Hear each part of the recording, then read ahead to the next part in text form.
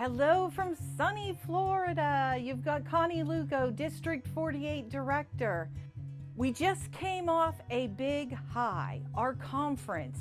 I have somebody that reached out to me. He couldn't believe the family atmosphere that we all felt, and he wished he would have been at every conference, not just this one.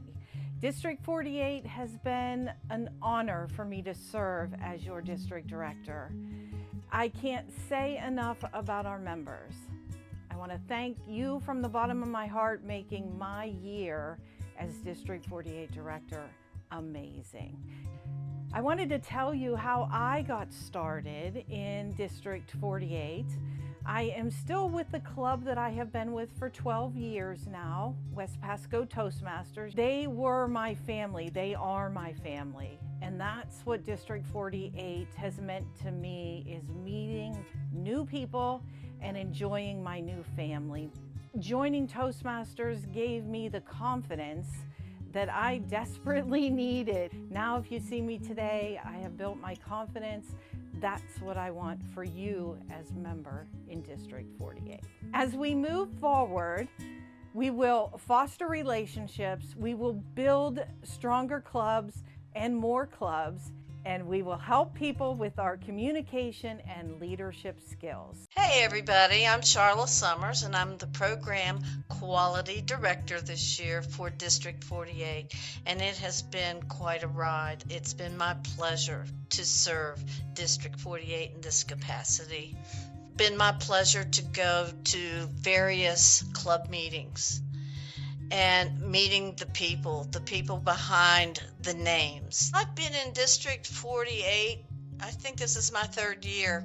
When I first came into District 48, I was in Bradenton and Bradenton Toastmasters, and then I moved over to Palm Harbor rather, and started in Division B, and just right away was embraced by the people, the members of the clubs that I joined.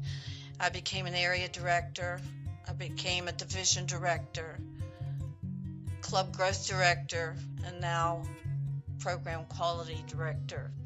And it's the people that you meet that make it so great.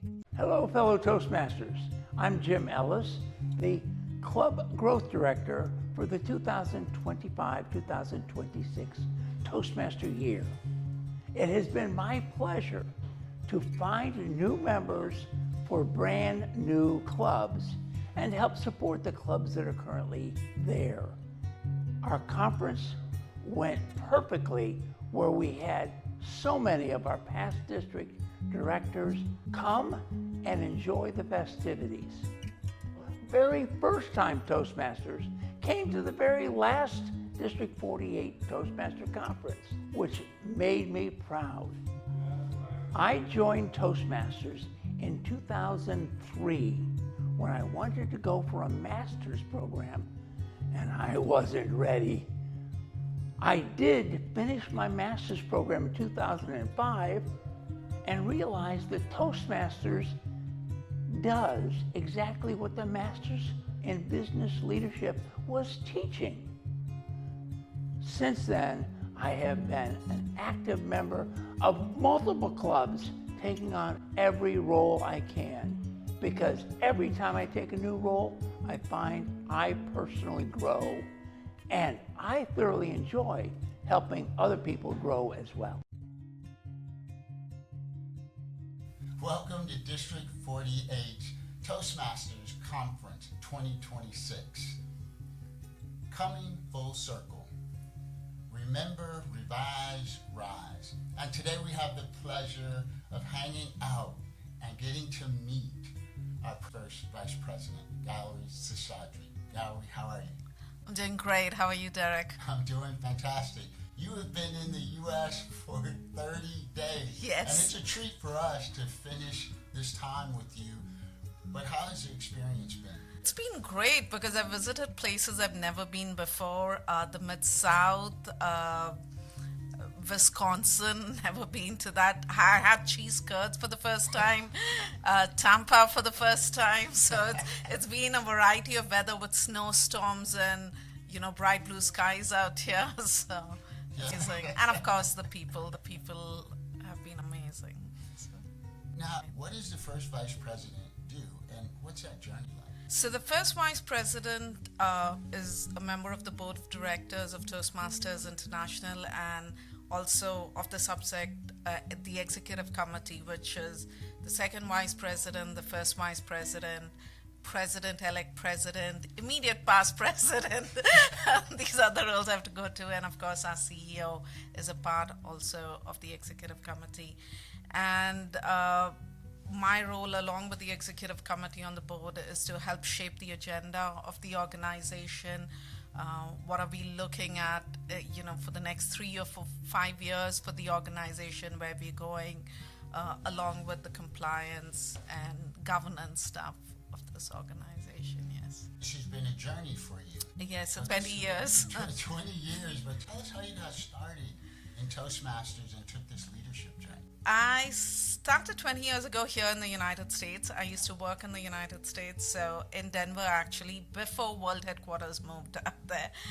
I got at the joined Toastmasters because I was working in my first job, and my boss asked me to accompany him on a presentation, and I was very excited, and suddenly it hit me that I was the one who had to present. So I backed off. And, he said, think about what you just did. It took me a while. I realized that I was the biggest obstacle in my own career path. Ended up joining Toastmasters because I remember a senior in grad school talking to me about it. And there's been no looking back since then. And you took the leadership role, numerous leadership roles, yes. From district leadership to region leaders to the international leadership. What made you jump in and go in that direction? I wanted to find friends. So, like I said, I joined Toastmasters here in the United States, and 5 years later, I moved back home to India. And one of the area directors at that time, which was our starting district director role, district officer role, I don't want to say scammed me, but motivated me and said, the best way to make friends is to accompany me as assistant area governor. That's you'll get to meet new people, because I had been away from my own home for a decade, and there was obviously a gap, so I didn't really know anybody. And I was like, okay, how bad could it be? And it turned out to be pretty good. I learned in every role. I was fascinated by whom I became, what skills I picked up, and the curiosity grew with every role. Like, what am I going to pick up as division director? What am I going to pick up as, lieutenant governor marketing? I believe your journey has been a lot about curiosity. And I heard you say in a podcast some time ago that if someone offers you a ride on a rocket ship, you don't ask what ship you seat to be. You're going to just jump right in. Talk more about that. I got that from, I think it was Sheryl Sandberg's book, Lean. And I'm someone who's always doubted myself. Can I do this? Should I not do this? What are the pros? What are the cons? I get into an analysis paralysis mode, kind of. And so when I read the book and when I read that quote especially, it was like, we'll figure it out. First jump into that opportunity, and then there are people out there to help you, especially in Toastmasters. You're never alone. You may be the one with the leadership role, but there's a whole team supporting you with the role as well. So it's been a very safe environment to experiment here in Toastmasters. So those of us out there that are thinking about the leadership track, your advice is just jump in. You're never going to be 100% ready ever.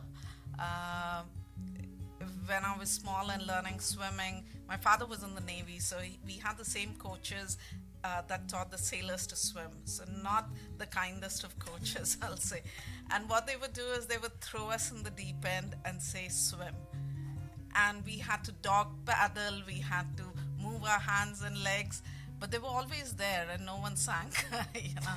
The walls were there, the coaches were there, people were there, the floats were there. It's not as terrifying as that. It's much more easier because Toastmasters gives you mentors, gives you supports, gives you a whole range of hierarchy. So it's not about jumping off the deep end, but slowly starting with beating your legs and then letting go a little bit. You talk a lot about courage, and one of the reasons you joined Toastmasters is you wanted the courage to speak to people and Yes. feel confident and get in front of people. Talk a little bit about how you found your courage. The reason I joined Toastmasters was I was a consultant, and at that point of time, it meant I had to pick up the phone and talk to strangers, people that I did not know. And I was terrified of that because I'm an introvert by nature. Even if I'm in a room, and you'll probably see this happening in the conference, I will be standing alone in a corner unless someone comes and says hello to me first. So I've always needed that courage to say hello to people, to say, okay, take those first few steps and say, I belong, it's not so scary. And it's still a little bit of struggle for me, but I'm starting to feel much more open. I have my role, so I know that my role comes with a responsibility. That means I have to go out, meet people, network, be a brand ambassador for the organization. So my fears, my internal fears, which are still there in some way, do not inhibit me any longer. The thing with Toastmasters, I'd say, is I've learned is even if you're afraid, just go on. Like, no one's going to laugh at you, right? Well, I hope not, but that's the thing. When I joined Toastmasters, it was that very thing. I did a table topics. Yeah. It was horrible. Yeah. It was maybe 30 seconds. The green light didn't come on. Yeah. I know that. And I couldn't wait to get back to my seat, and they applauded. Yeah. And I realized they weren't applauding the result. They were applauding the effort. and that Courage. courage. And that's been my journey in Toastmasters, which has allowed me to take more chances, Yes. to risk being better. Right. Because if we don't take the risk, there's no improvement. We don't get better. I think with board leadership as well, when I was campaigning for the board, one of the past presidents asked me, so what do you think you need most? And I said, the confidence to speak up. And I remember him saying, no, you need courage, because sometimes your perspective is going to be different than the 19 people sitting on the table, but it's important that you share your perspective. And I've kept that pretty close What's so beautiful about Toastmasters is everything starts at the club. Yes, joins a district as a Toastmaster. No one joins a country as a Toastmaster. They join a club. And also nuggets of wisdom that I've picked up. I went to a club yesterday called the High Risers Toastmasters Club, early morning meetings. But a beautiful location, and a young guy named Frank was giving his icebreaker speech, and one of the things he said in his speech was, I wondered what could I do to make the future me proud, and I realized joining Toastmasters would make the future me proud. And just that question, could be a guiding light for future decisions that I might make.